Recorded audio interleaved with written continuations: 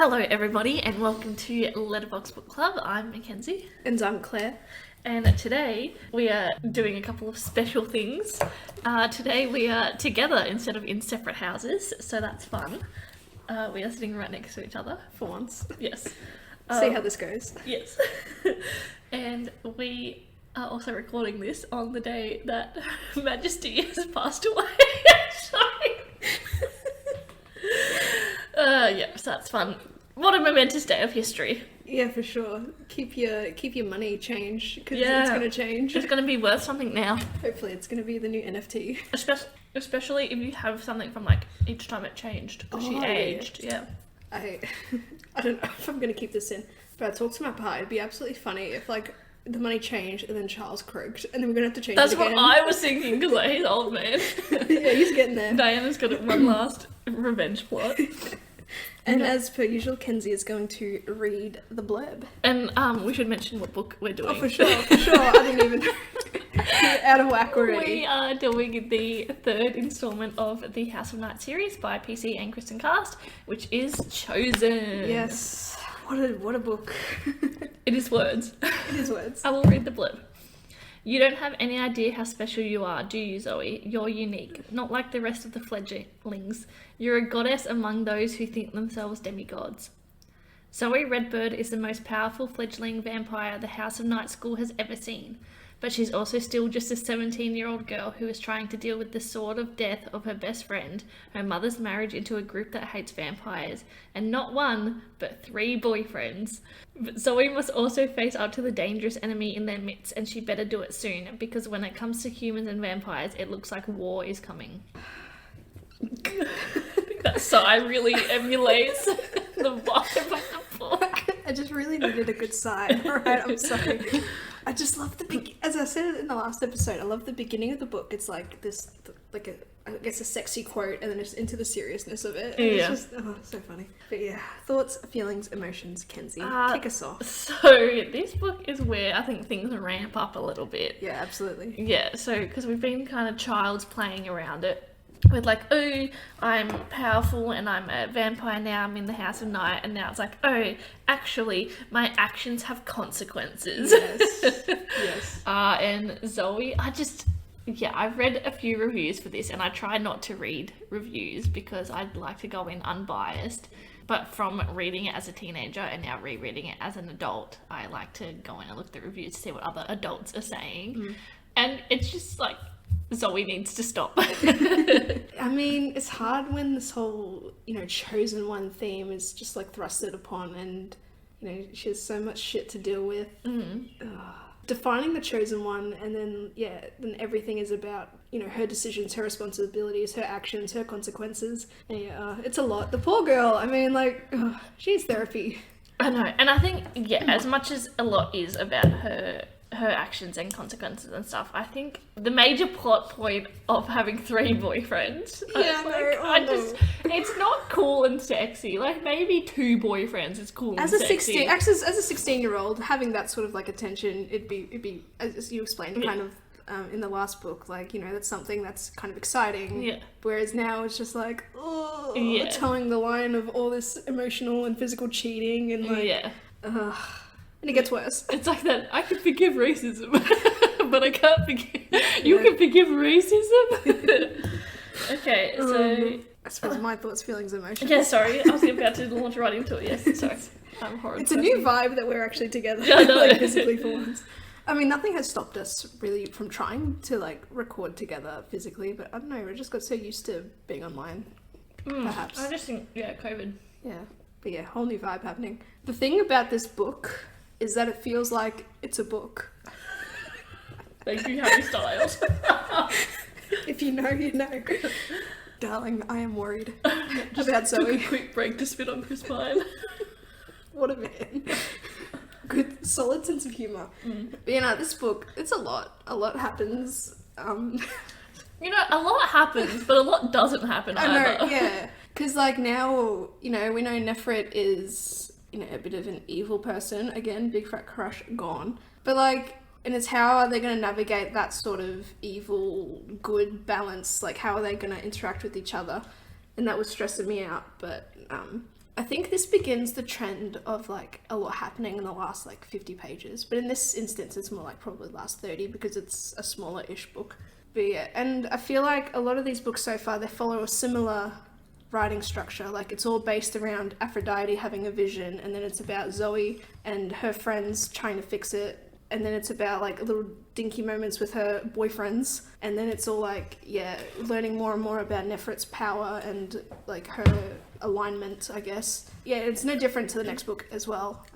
I think the next one, is the next one a little bit bigger, or is it? Yeah, it's like 400 odd pages in the next one. Look, yeah, a lot happens, a lot doesn't happen. I know I was messaging you, I'm like, what the fuck is happening? And I'm like, oh, this.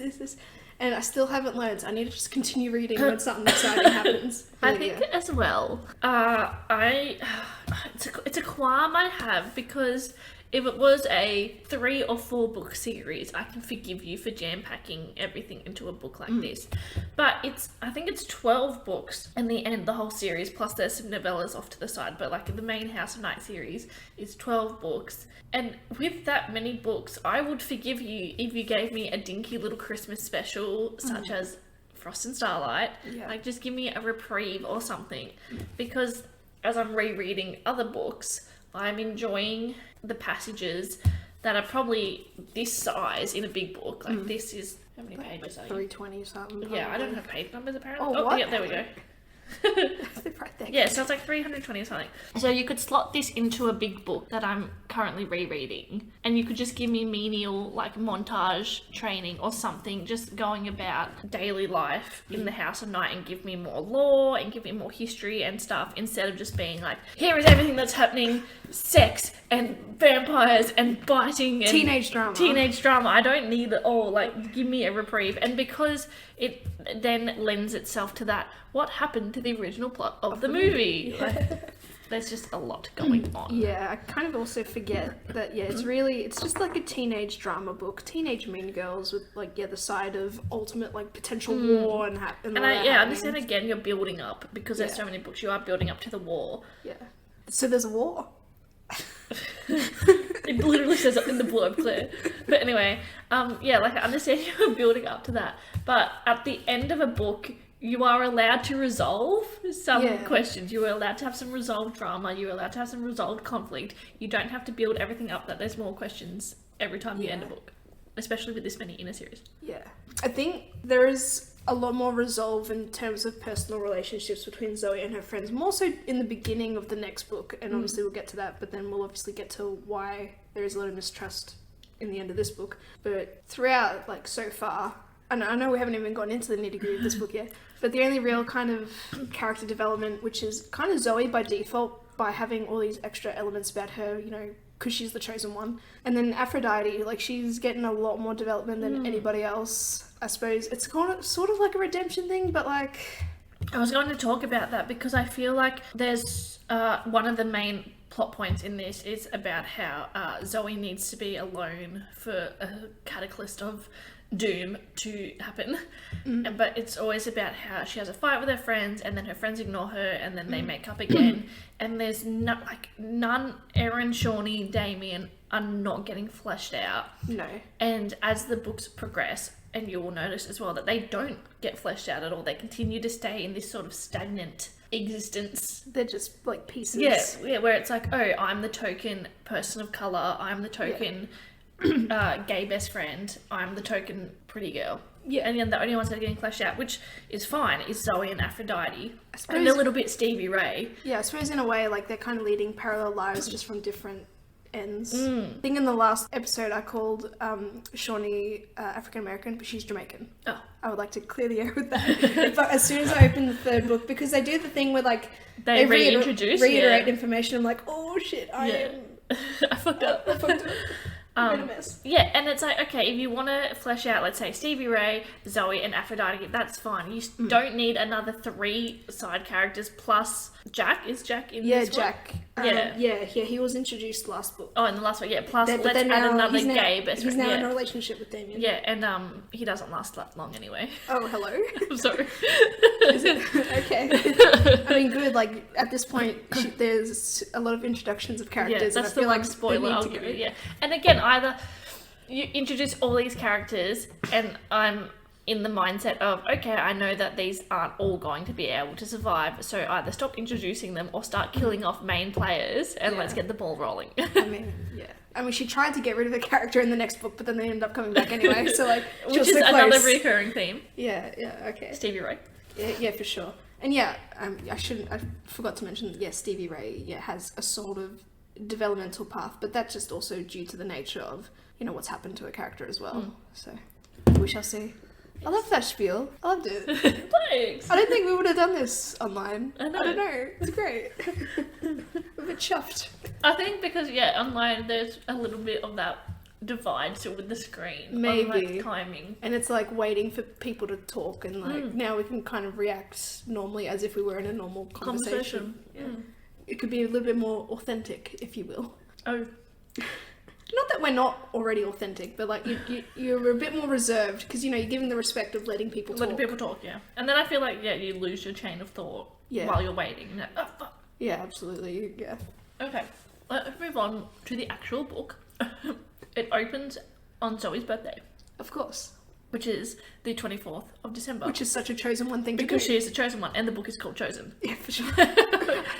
However, Zoe does not like Christmas-themed gifts, which is fair. I think if you're born on or near Christmas, you have the two choices. You either lean into it or you hate it. Me, I'm born on the 8th of December, and I still get Christmas-themed gifts, so I hate it because there's a good 3 weeks between my birthday and Christmas. Fair enough. My cousin's fiance is born on the 25th. Her birthday is the 25th, so I'm not sure how she grew up, if she grew up separate or the same, but it would suck, I reckon. Yeah, well, I just think, if my birthday happened to be on, like, another holiday or whatever, like some made-up holiday, I would still expect 2 presents. Like, just because it's Christmas doesn't mean you give me 1 present. Like, it's still my birthday. It's 2 different celebrations. It's 2 different celebrations, yeah, exactly. What would Jesus think? What would Jesus do? Anyway, so it opens on her birthday, and Zoe and her dried up sponges of friends, her 2D cardboard cutout friends, that are just there.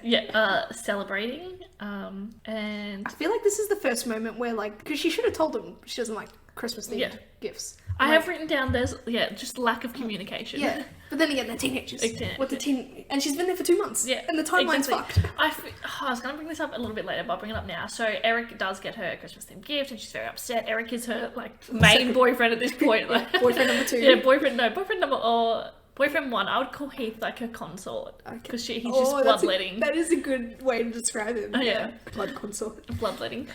Love that. Hello. Anyway. Careful. Eric, let's talk Eric.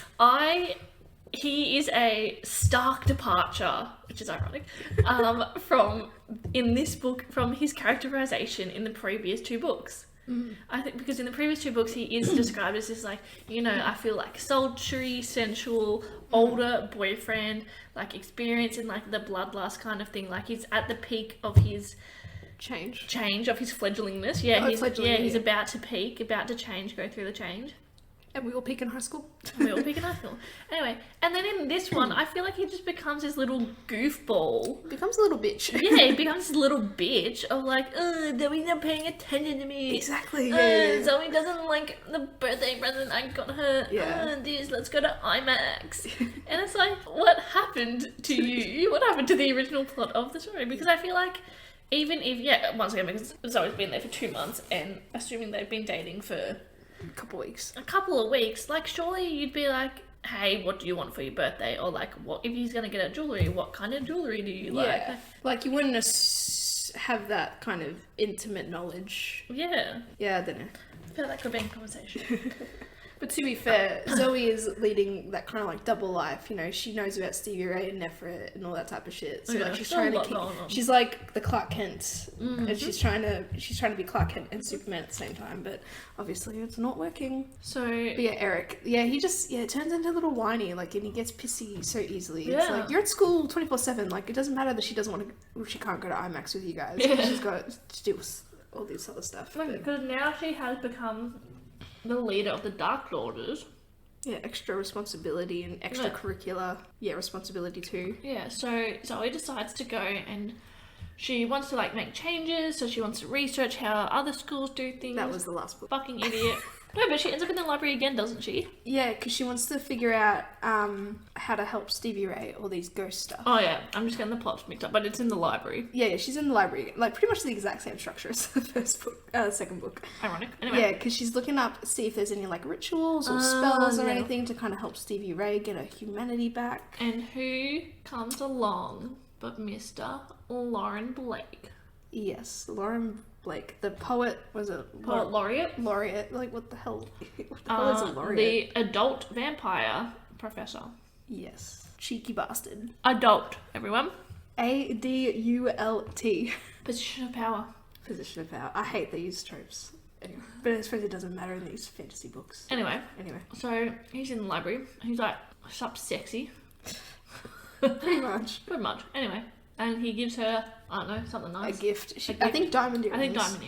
And he kisses her. They have a little cheeky make out. And she lets him. Mm-hmm. She's into it. There's a lot of tension every time they're together though. And now this is their little, I guess, tension climax, I guess. And you know what? I can forgive Zoe for this because if a hot older male came onto me, I'd be like, you know what, this is hot, sexy. So it's all on him for being a freaking perv. Yeah, the younger... It's never like the younger person's fault because they don't know any better. He was grooming her. Exactly. So now essentially Lauren is her secret boyfriend. So boyfriend number 3. Yeah. Which is pretty shitty. But also, yeah, and between the birthday and this moment, like she ends up meeting Stevie Rae and then that's when they have a conversation about trying to fix her humanity and that's why she's in the library. So that's kind of important. Yeah, because she goes, she sees her, she's trying to eat a homeless person. Yeah. And this is also the definition of, like, I know they're best friends, so it's not like, you know, a lover situation, but it's like, I can fix her, I can fix him. Yeah, it's like at that point, I just let you go, sorry. Yeah. Like, you've known each other for 2 months, or less than a month. Yeah. I mean, you're trauma bonded, sure. But... Yeah. And this is where, like, my chronological notes have disappeared. I do not know what really happens next, but... I do. Aphrodite finds out that she has gained an affinity for Earth. Oh, yeah, that's right, because they're doing the first full moon ritual without Stevie Rae. Yeah. And Eric decides to step in and see how it goes, and that does not work. He gets a little zappy zap, and then the candle, like, flies at Aphrodite as she walks in. It was such a little funny moment. And so that, yeah, we learn Aphrodite has an affinity for Earth, and Aphrodite is like, why me? Aphrodite, I'm done with this bullshit. I feel like Aphrodite is like the Neville Longbottom to Harry Potter. Like, if Zoe wasn't the chosen one, she would be the chosen one. And so then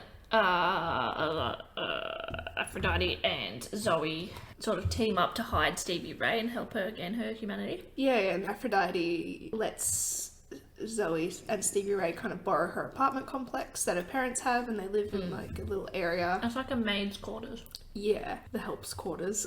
And now they're in a state of worry because Stevie Rae needs a lot of blood in order to kind of suppress her own little kind of bloodlust situation. And so they borrow from the blood bank. Blood bank. Here we go. And this is where I don't know if they can borrow. I think it was they stole. Yeah, borrow is a very loose term. But like Zoe. But then Stevie Rae is kind of also explaining kind of like her different abilities. Like she has a bit of a compulsion in this state as well. Yeah, this is where I really kind of realized, she's not a zombie per se. She's obviously a different sort of vampire. Yeah, she's not undead. No. She's just not dead. She's just she's just not a normal, regular kind of vampire. Yeah. And we'll probably talk about this a little later, even in the next book, but like there's a lot of vampire shows that have the ability of compulsion and stuff, and I'm surprised that this book didn't like take that direction, but now it's kind of coming up a little bit, so I'm getting a little excited. But I suppose in this day and age now, like compulsion and consent, you know, are weird topics, and you know, probably compulsion as a ability is probably going to be gone from now on. In that context. So also at some point Aphrodite early on has had a wonky vision of 2 adult vamps dying, and although she doesn't really know who they were throughout her vision, but she just knows that they're dying, and like her visions are still quite unclear. So she still kind of believes that Nyx is she's out of favor with Nyx. And this is while Zoe skips the IMAX group hangout. Yes. So, reason number 1 for them to be distrustful of Zoe But again, she's Clark Kent and Superman at the same time. Yeah. Like, she double booking herself. Well, I think she told them, she was like, oh, I'm not gonna make it or whatever. She's like, you guys go without me. Yeah, and that's like another thing. Even in the next book, like, it's all, I want to be alone. And they're like, just, okay. Yeah, and it's like, maybe you should find out why your friend, who is very new to the House of Night and is going through many things, like all these extra powers and stuff, maybe you should be there to support her. Yeah. But I suppose we also learn in the fourth book as to why that she can't really tell her friends. Yes. So it's all frustrating and all that type of stuff. Yes. So what's next, Kenzie? I'm now lost. Okay. So after getting Stevie Rae into the apartment and getting her blood and sorting her out. Also, Stevie Rae and Aphrodite are like at each other's neck. Oh, yeah, and they have like 'cause- all this like really good bantering and stuff, and something is going to come up later about that. I ship it, to be honest. Don't give me those eyes. Kenzie, don't do this to me. Kenzie, no. Kenzie, yes. Anyway, so they Zoe and Aphrodite are going back to the House of Night, and they come upon Professor Nolan, and she is crucified Pretty and much. beheaded. Yes, it is very a la People of Faith style, Yes, according to Zoe. yes. And so Nefret is like, okay, well, But this is also funny because, you know, Zoe is playing the game of, oh, Nefret, something Yeah. bad's happened, you gotta come help. I'm scared. Yeah, she's playing this very naive, like, as if oh no, she did reveal that kind of the memory loss weared off on her. Anyway, but yeah, she's kind of, they're both playing a role whilst Yeah. simultaneously trying to, like, off each other, I guess. Yeah. So yeah, they go to Professor Nolan's body. It's such a traumatic experience. It always has to happen to Zoe. Zoe, the poor girl, she needs vampire therapy. And obviously they have to keep up a ruse as to why her and Aphrodite are friends, because they kind of still hate each other, and she's still kind of excluded from the Dark Daughters and Sons until now, considering she has that affinity. Yeah. And so in response to this death, Nefret is like, I'm gonna call in all the guards. So they call the sons of, or is it Erebus? Yeah. And they are just male vampire warriors. I think they're all predominantly male. I think they are all male because It's just the way it I is. can't tell you. Oh, okay. okay. So, and we also meet a warrior named Darius, who Yes. becomes a little bit prominent in this book and in the next book as well. Yeah. And it's always like the adding of male characters for me. It's just like, there was Jack, there was Eric, and then there's Lauren, and now there's Darius, and then there's another character in the next book that I can't say yet. But yeah, and then Nefret also casts a spell around the school in order to protect it, so no human, fledgling, or vampire can enter without her knowing. Yes. So, which is a rough for Zoe because she has to duck in and out in order to get Stevie Rae her blood. Otherwise, she's just going to go ham on all these, on Aphrodite's parents' neighbours. Yeah, so then they decide to bring Stevie Rae back in and the red fledglings. But they do the circle. No, it hasn't happened yet. No. This book. See, this is what I mean by so much happens, Yeah. but also so much doesn't happen. Yeah. But there is a lot of like communicating about how to sneak Zoe out. But also at some point, and Zoe also has to meet Heath because Heath is back from his. Oh yeah, they were on winter break this entire time, so that's why like her and Nefret were kind of away because Nefret was doing something else. And now they're calling all the students and teachers back for their own protection. Yes. And all the while Heath is back from his family vacation because it's Christmas time. Yeah. And so Heath and Zoe are going to meet up because she wants to break up with him for real this time. It's always this time. I'm going to break up with him. But then she ends up sucking his blood instead. Yeah, exactly. But, I also in this, and it is very much a trope in everything, that when you consume someone's blood, it is a sensual experience. Yeah, very sensual, and sexual like, yeah, thing. sexual and feel like horniness is heightened. yes. And I'm into it. Except we know this. that they are teenagers Yeah. and they are underage, and I feel like they should be some kind of like, because I feel like draw back on like the teen sexual encounters. Yeah, like with I each feel other. like maybe, I guess because you're not meant to drink blood from a human until you have changed, which is generally when you're an adult. Yeah. So, but I think they could have addressed it more in this book, being like, oh, that one time was an accident from Heath, but I need to wait until I go through the change in order to do it again, because I feel like, it's going to blur those now she's consent. just repeating and breaking the law. Yeah, and well. I feel like that, the consent line as well, because I'm like, oh, like, what if he doesn't want to have sex with her, and then she just drinks his blood, and then he's like, oh, look, I have an erection now. But we also got to think, in this kind of context, Heath is the one that's, like, cutting, like, his arm and stuff, and he's instigating all of this, so it's not necessarily Zoe's fault that she can't really control her bloodlust. Like, I'm not saying it's her fault, but I know. like, I just wish in the book they had addressed it as, this is crossing a line, or whatever. Yeah, for sure. Yeah, Zoe and Heath agreed to meet up before Nefret cast the spell, so this is another, like, oh shit situation. But Aphrodite is turning into the hero we never knew we needed. She is offering such epic advice, and she tells Zoe how to sneak out of the school. And it's through, like, an oak tree that's struck by lightning. Yeah. Which becomes very important as well. Oh, really? Ooh, I love this. Oh no, this all happened and then they rediscovered Professor Nolan's body. Oh, I thought it was on the way back from... It was on the way back from something. Yeah, on the way back from this. But also, while Zoe and Heath were blood making out and all that stuff, there were two bystanders that came by and started taunting them, and then Zoe kind of used her magic elements and kind of like shoved them far away, like maybe into a car or something. Yeah. And this is where I was like, ooh, Zoe is like getting a bit of a spine now. Like I quite liked it. Because, she's so powerful and she doesn't know how to use it, really. Other than these little moments on how to, like, sneak out and all that stuff. And she's learned how to, like, become a part of, like, a shadow mist thing as well. Yeah, so she can, like, make herself invisible. Yeah, for sure. Also, Nefret sets up... Oh, yeah, she sets up a morning ritual as well. And that's where she casts a circle. So then, are we up to casting a circle? Not for them. We're up to Eric's change. Yeah, because they cast a circle when he changes at the end. Ah, is it? There's lots of circles. Yeah, there's so many circles. Yeah, because this is like for, I don't know, like a full moon or something. This is just standard. Is this the Nefret morning? Yeah. Oh, the one that... And then, okay, cool. Yeah. But yeah, so if you want to explain. Yeah, so they, I don't know, they're doing a circle for something, one of their like circle casts that they cast. And at the end of it, Eric is all like, he's all like dying. He's dying. Anyway, and he's just going through the change because he's a little bitch. Son of a bitch. See, I thought he was dying because of the way he reacted to being kind of rejected by the Earth Affinity. I thought, oh no, what's going on? Yeah. But yeah, and everyone kind of freaked out because every time they've witnessed someone, have either like a coughing fit or in an immense amount of pain is because they are dying. Because they're dying, yes. And which is a very natural response and rational assumption. So, but he's kind of in a bit of pain. Everyone's freaking out. Zoe's freaking out because, boyfriend number 2, he's not there. And suddenly, he's kind of fine. And everyone's like, whoa, what the fuck is going on?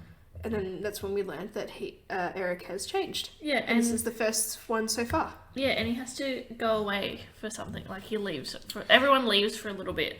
Yeah, I think they just leave, because they're an adult vampire. They can do whatever the fuck they want anymore. But, like, everyone, because they're all in the, like, rec room. Like, everyone leaves. Oh, Zoe's gone back to pack up. Yeah, so Zoe goes back in to pack up the rec room, and Lauren Blake... Oh, yes, that's right, yeah. I thought you meant, like, as in Eric, because Eric, as an adult vampire now, he has to leave. Like, imagine, like, you haven't finished high school, like, the House of Night school. It's like, fuck that education, you're gone now. Well, he does leave. But yeah, he does leave. Yeah, because he's an adult. Yeah. And the education is done. I know, that's what I'm saying. It's like... Oh, yeah. So what do you... Oh, it's like in the middle of the year or something. Yeah, like, imagine you just enter your 6th year and then you change. So that's... So you go but, like, you have a whole year 6 kind of curriculum. Yes. Like, fuck that education. Yeah. Oh, my God.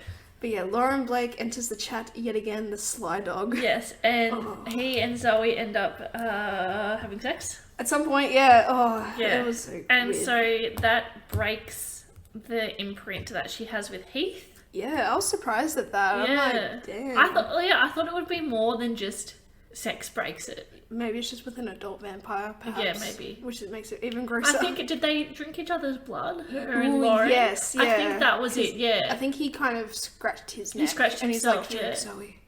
Very sensually. Yeah.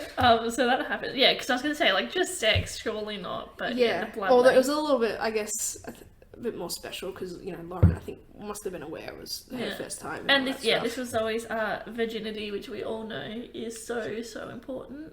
Yeah, I mean, remember these books were written in like 2007, 8, 9. Is not a social construct. Yeah, who cares about that shit? Anyway, and then so Zoe's on cloud 9. Zoe's on cloud 9. She's officially boyfriend number 3. Yeah, she's hurting a little bit because vagina and things.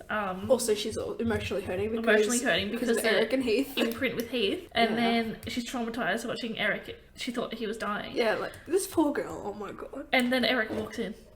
Yep. Eric's like, what the fuck is going on here?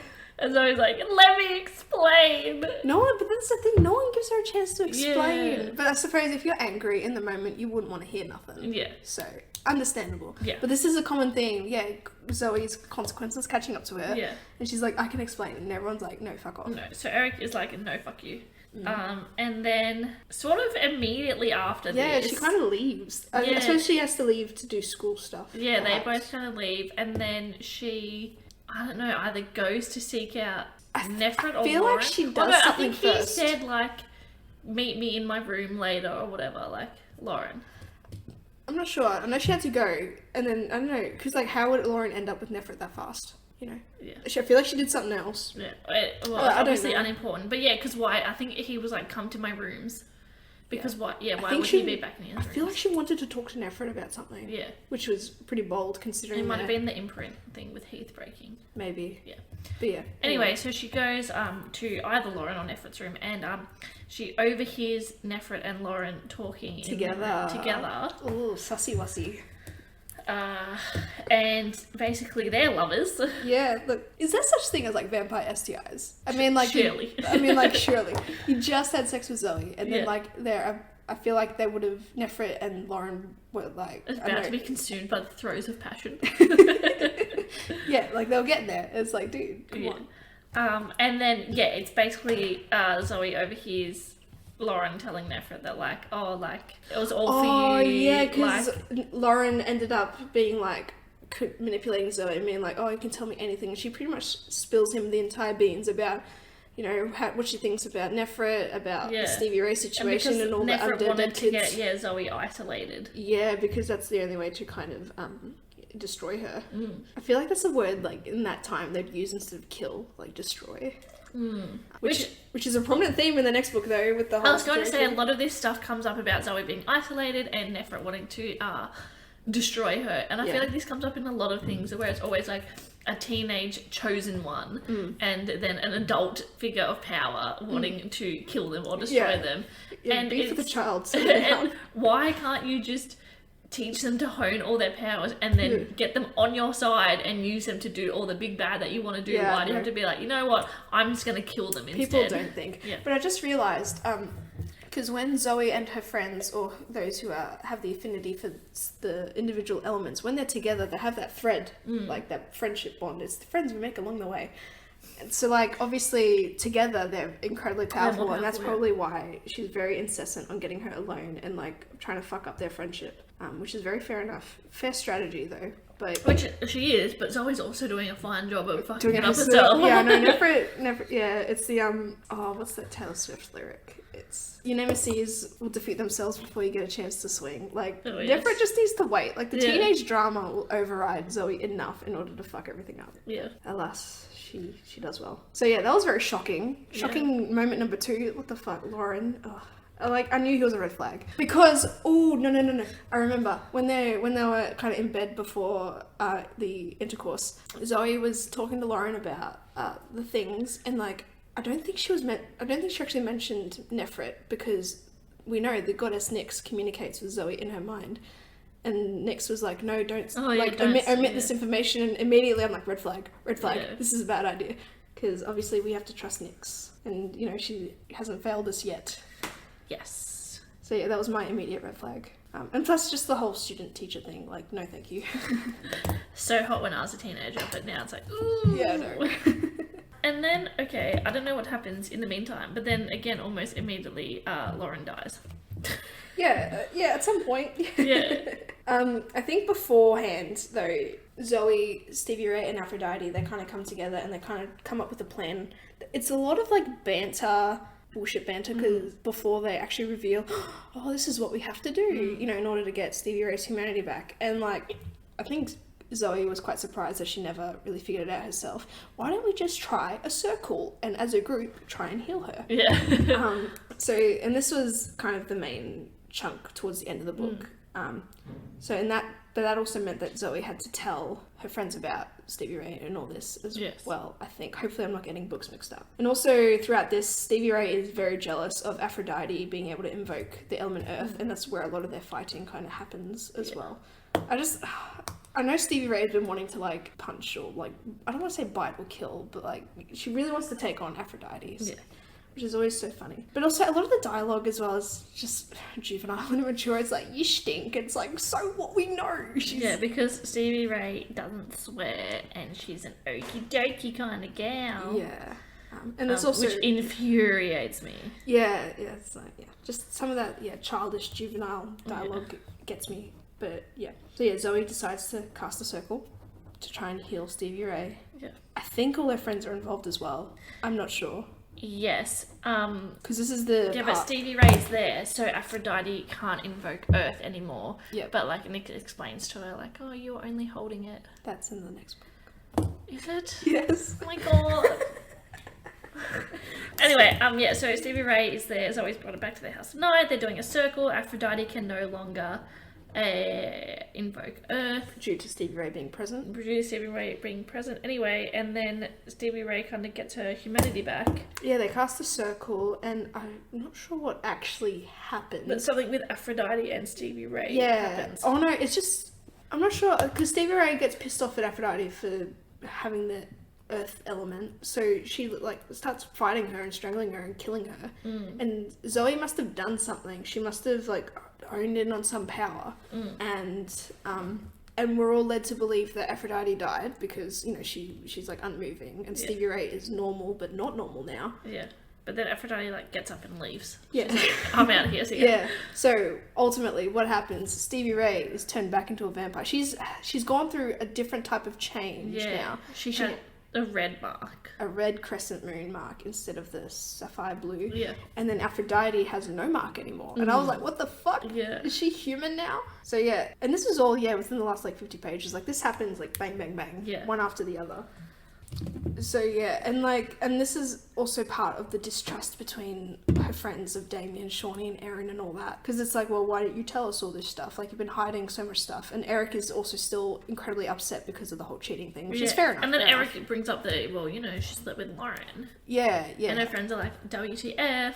Yeah, and then and thus begins, I feel, the very more intense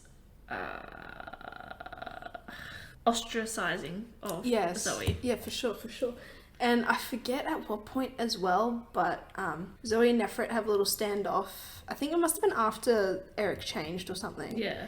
And Zoe uses her powers elements to kind of shove Nefret to the ground, and then. But Eric overhears the fight, so he's kind of like, oh, okay, so that's why you did this. But he's like, I'm still pissed at you though. Yeah, which is fair.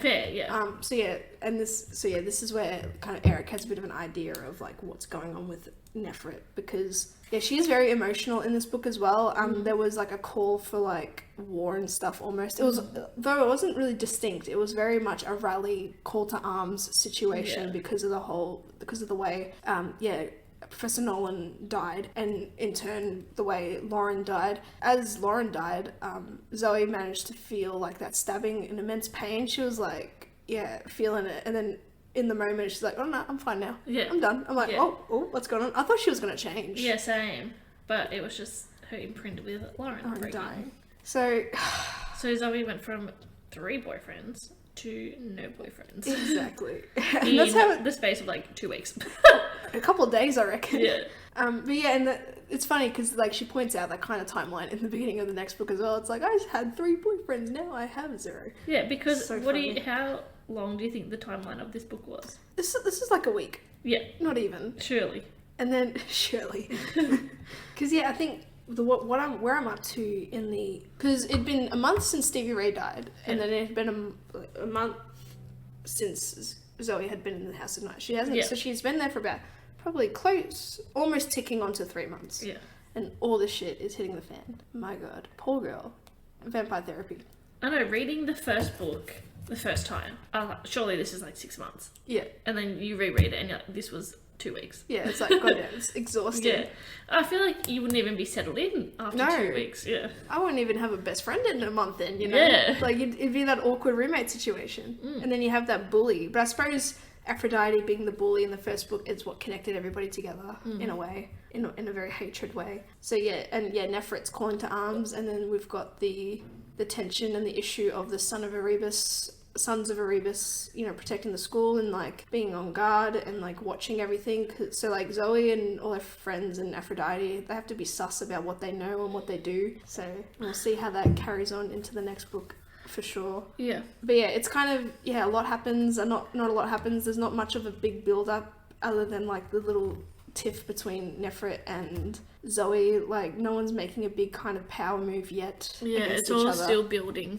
Yeah. And now Stevie Rae, she wants to kind of help the other red fledglings, undead dead kids, as they like to say. So interesting to see how that goes. Is the spell gonna stay up? We don't know. Yeah. Also, I'm sure we'll talk about it a little bit in the next one as well, but also to preface that from this point moving forward, a lot of Indigenous American legends, like Cherokee legends, come into it. Oh, okay, yep. And I'm going to try my best to not be disrespectful, but I don't know a lot about it, so... Yeah. We'll just be, like, speaking as what we've read. In terms of the book lore, yeah. Yeah. I mean, I'm more than happy to, like, have a bit of a research, yeah. Yeah, a bit of a research. We'll see how we go. Because I am up to a point in the 4th book where a character talks about using your native background will help you and guide you. It's like, ooh. That's pretty cool though. Like the book is again very problematic in terms of dialogue, but also it's like it's a weird progressive, but it's not progressive. Yeah, and it's problematic and but yeah, I suppose it's kind of amusing to read as an adult and look back on. I think I've only read the first one when I was younger. Yeah, I think as I was saying to you... Something must have happened. Yeah, I never finished it because I think, I might have gotten up to like the 5th one or something and then I was waiting for the next one and then I just forgot about it. And yeah, so I think I'm up to number 9 now. Yeah. And I'm yet to finish. Yeah. But again, I feel like even... we'll talk about this more as well as we move on, but I'm up to number 9 and still like not a lot has happened. Yeah. Yeah. Oh dear. I feel like, within the books, each book is almost its own standalone story. For sure. Instead of adding to the whole overarching world and issue at hand. Yeah. I feel like it's primarily just like a teen drama. Like a CW show. Yeah. I guess. It's the Riverdale of vampire books. And I think, we've spoken about this before in other books as well. It is so different reading books now as an adult, like reading YA books and being like, wow, this is young adult compared to reading like new adult and especially reading Silver Flames. Change your life. Yeah. So as always, I suppose that's it. I don't know. That's it. These books are shorter than other books, as like they are only about 300 pages. So But I'm kind of glad they're kind of killing off characters now, I guess. Because I know Professor Nolan, we don't know much about her still, although she was the drama teacher and, everyone likes the drama teacher. But Lauren dying, which is good because of the flag. That's what I'm talking about. But that's the qualm I had with this is why introduce him and make him such an integral point of Zoe's journey of like losing her virginity to him, getting imprinted with him. And because it's pretty significant. Yeah, it is in terms of this book. Social construct and all that stuff. And I feel like he could have taught her a lot because he was teaching her a lot about bloodlust and this is normal and blah blah blah. And then just be like, okay, sorry, I'm dead. Yeah. And then I think again we'll talk about it is a recurring theme of characters being introduced just to be paired off. Yep. Or killed. Yep. Maybe could it come down to just like the mother-daughter duo? Like again, perhaps. trying to appease the teenage drama. But I would prefer, like I said at the start, to have fewer characters and more fleshed out. Yeah. Than more. Because right now, yeah, Stevie Rae, shit's happening to her, and that's cool. Aphrodite, shit's happening to her, and it's cool, even though she doesn't like it. Yeah. Shit's still happening to Zoe, and like she's a never-ending chosen one. And then the others are just like, hang out with us. No. Yeah, and you know you lied what? to us. Yeah. Oh. You know what never happens to anyone? Nothing. Oh, you know who things don't happen to ever? Damien and the twins. Ever throughout the whole series. Jesus Christ. Or someone What's the dies, but there are side characters that just need to be there for all these. for journeys. Yeah, just for the journey. They're here for fun. But yeah, I suppose, I don't know, that's pretty much it, I think. Yeah. As always, thanks for listening. We hope you enjoyed it. Find us at letterboxbookclub. If you find us in one place, you'll find us in all the By the time this is out, well, we should be on Apple Podcasts and Google Podcasts, hopefully. Google Podcasts. So if that's where you are comfortable listening to, then that's hopefully where we'll be. But yeah, thanks for listening. Thanks for Catch us next week where we talk about the 4th book, Untamed. Untamed, yep. Light it up. Light it up. Bye.